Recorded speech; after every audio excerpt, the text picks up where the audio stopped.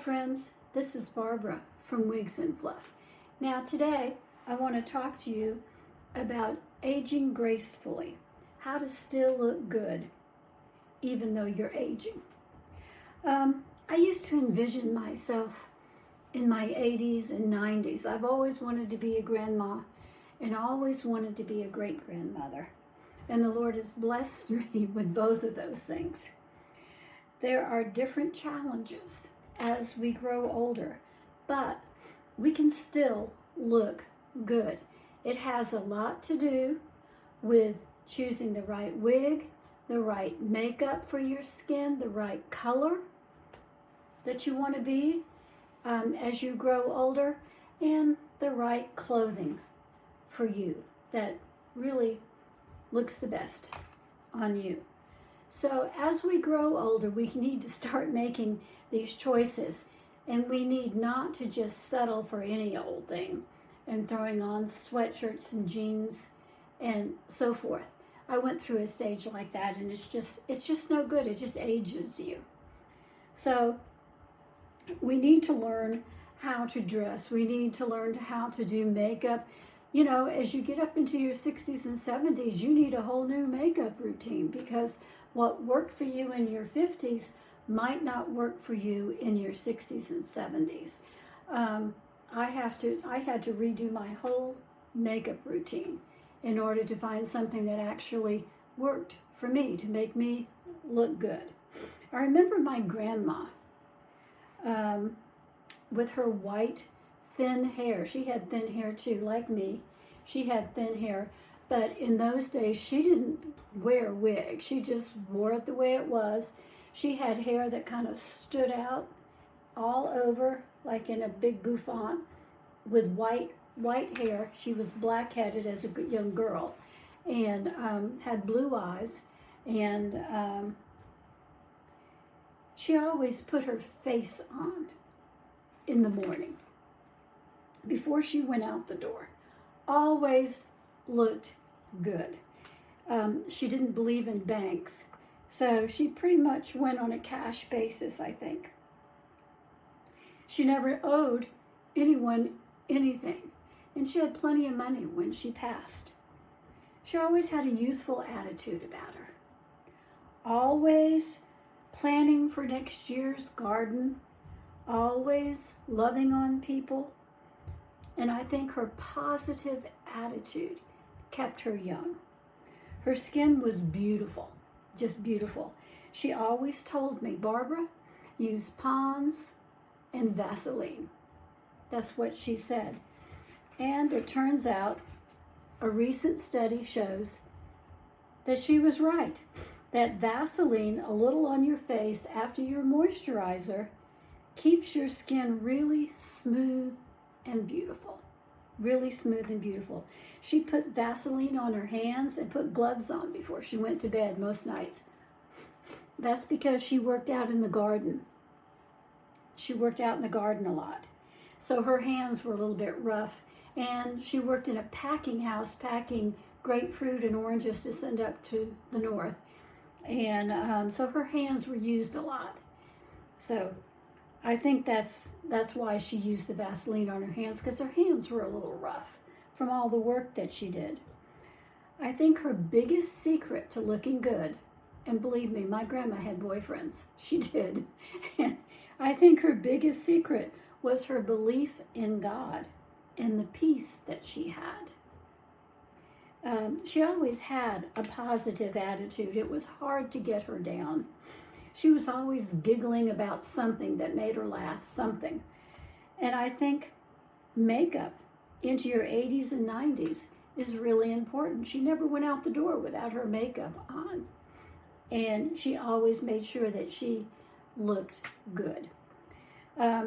She also had a pleasant word for everyone. And I think that's real important too. A pleasant word for everyone. That can make you look good and make you look pleasant, so that people want to be around you. I think wigs are a great way to stay young and look good, and I think every woman needs a wig of some sort. A short one, long one, something that they can wear. I think every woman needs a short one and a long one. I love my Always. It's right here. I always keep it pretty handy because you never know when I just feel like having a ponytail. Sometimes I wear it down the back like this, and other times I do a side ponytail. And I think a side ponytail on an older woman is very flattering. I do. I think it's good. I don't think it looks funny or weird at all. So I enjoy wearing my long wigs and using them in a ponytail. I wouldn't wear them straight down like that because I think that does look a little funny on an older woman. Unless, of course, you've always been that way. You've always had long hair. And that's just the way you wore it. My great-grandmother, I remember her too. She always had long hair and she always had it up in a bun. Always the bun. Never anything else but the bun. She never wore it down except at night when she went to bed. Always in a little tight bun, and her hair was thin too, and you could see her scalp through it. And I just wish they had wigs back then, so that these ladies could enjoy having a full head of hair again. Now I have on the Voltage today in glazed sand, and I think this one's a really nice one. I'm getting ready to order another one in this color because I like this color, really do. And I love the Soft Romance. I think those two wigs really look good on me. I like the Innuendo. I think that one looks good on me. But I think every woman needs to have at least one wig for those days when it's raining and pouring outside and you know what's going to happen to your bio hair. And for days when you're just rushed and you just don't have time, you got up late, you throw on a wig, put on some makeup, and you go out the door. So I think that's just real key. You don't have to look old in this day and time. You don't have to unless you choose to. You can choose to look old and feel sorry for yourself, or you can choose to put your face on every day. Put on some Vaseline on top of your moisturizer. It's a real good trick. And it also helps as a primer for your makeup, by the way. And I'm going to do a tutorial on how I put on my makeup. I've had several people say they like the way I do my makeup, so I'm going to show you how to make your face glow. This is a little hack I learned. So that's going to be an upcoming video on how I do my makeup, how you make your face start glowing like that and look like you have beautiful skin. It's a real good secret, and I think my grandmother did this, I'm pretty sure. So, anyways, I don't think anyone has to look old in these days and age. I think that with a little bit of makeup and some wigs and choosing the right color, I think it's important to choose the right color that looks good on you. I like blondes and reds on me, not so much the dark colors. I've experimented with a few dark wigs, and that was fun. But I think the lighter colors are best on me. But you may be a dark-headed person. My grandmother was black-headed. She had beautiful black hair, and it turned gray really early, so she was white-headed. Far back as I can remember, she had white hair. I don't even remember her with salt and pepper hair. All I remember is this white hair that just kind of stuck out, but it was beautiful. But it was thin. You could see her scalp all over. So, anyways, it all has to do with color.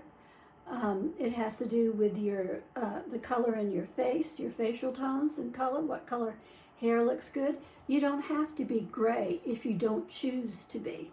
You can choose to be blonde, or you can choose to be platinum, almost gray, a combination of blonde and gray. They have those kind of wigs. Or you can choose to go red, like I do sometimes, or curly, or whatever you choose. You make the decision. Whatever looks good, you think looks good on you. And you don't have to go according to what all your friends do.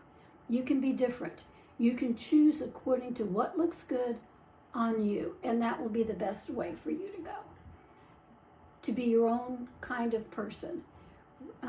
I love the big earrings, and I think that looks good on me in my older years. And I like the light colored blondes for me and the reds for me.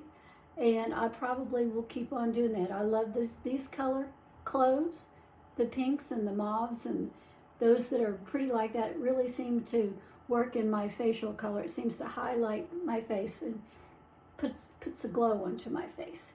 So you choose your colors in your wardrobe carefully, and there's a way that you can do that. You go down to the Goodwill. I shop Goodwill all the time for clothes because I have gotten so many clothes there that still have the tags on them. Nobody's ever worn them, not once, nobody. So you can get clothes like that. You can get them for cheap. You can absolutely get a good idea of what looks good on you. Look for colors that flatter you. Look for the reds or the pinks, blues or the greens, yellows, browns, whatever looks good on you with your coloring. Study it. Study your coloring and look it up on the internet. If you have brown hair or black hair and brown eyes, what looks good on a person with dark hair and brown eyes? I think yellow looks awesome. Blue looks awesome. So blue looks good on just about anybody, but I think it looks good on people with dark brown hair.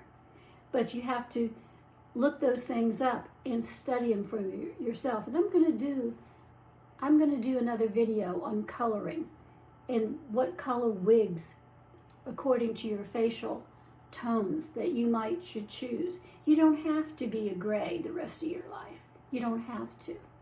It is up to you. You can choose to wear something different. So that's my story for today. And I want to talk to you about one other thing, and that's faith. What is faith?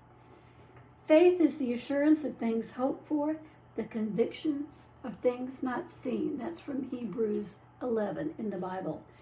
The hope for part are things that God has promised us so that we have the assurance that he will deliver, that we know that he's going to do what he says because God keeps his promises. He does not lie. The unseen part of things God has revealed to us. These are things God has told us that he's going to do for us. Those are the things that he has revealed to us. Faith is the means by which we have a relationship with God. The Bible says, "For by grace you are saved through faith, that not of yourselves, but is the gift of God." So you are saved through faith in God. Ephesians 2:8. Faith is how we receive the benefit of what Jesus has done on the cross. And faith is relying completely on God for everything, even your finances. Please don't be one of these people who think they've done it all themselves. A self-made woman, don't do that. God has blessed you, and you need to recognize that. And he has put you into position where you can do and achieve the things that you have achieved. Even put you in position with a husband who has achieved and blessed your husband through you. I think that's real important. So put your faith completely in Jesus today. I really hope you do. That's my story for today.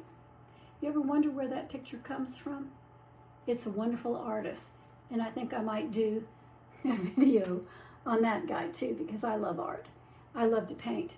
But that's a beautiful picture of Jesus, and he is the painter of light. That's the hint I'll give you, the painter of light. And it's one that he did when he was 18. So it's a beautiful painting, and I'll talk to you again about that. All right, I will see you tomorrow. Bye.